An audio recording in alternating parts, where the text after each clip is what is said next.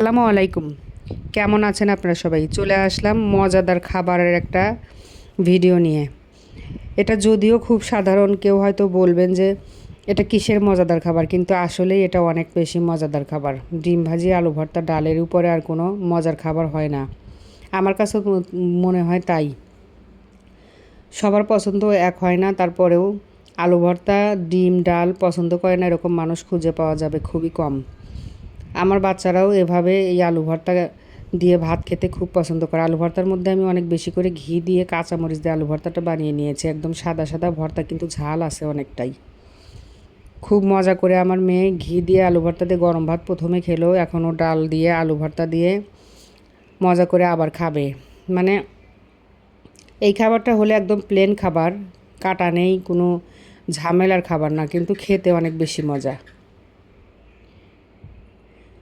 ডাল আলু ভর্তা জগৎ বিখ্যাত মধুর খাবার,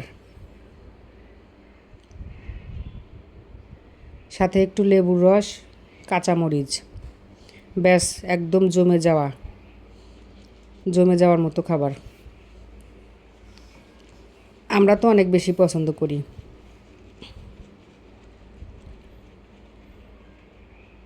সবসময় মাছ মাংস খেতে ভালো লাগে না, এই ধরনের খাবার মাঝে মধ্যে রান্না করলে দেখা যায় মন পরিষ্কার করে এবং তৃপ্তি সহকারে ভাত খাওয়া যায়। মাছ মাংসর টেস্ট অন্যরকম, আর এই সাধারণ খাবারের টেস্ট অন্যরকম।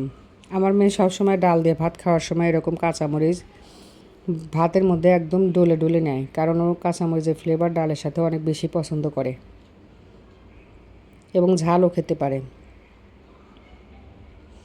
সেই মজা করে ডাল দিয়ে ভাত খাচ্ছে, আর আমি ছোট্ট একটা ক্লিপ নিয়ে নিয়েছি। ডাল ভাত খেয়ে কখনোই কেউ বিরক্ত হয় না, এরকম আমার বাসার সবাই ডাল ভাতের প্রতি খুবই খুশি।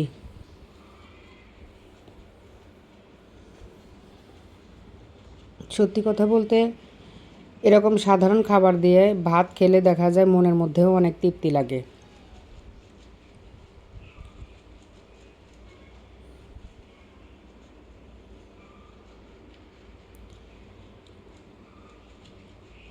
খুবই টেস্টি ছিল সেদিনের ডাল আলু ভর্তা ডিম ভাজির এই খাবারটা।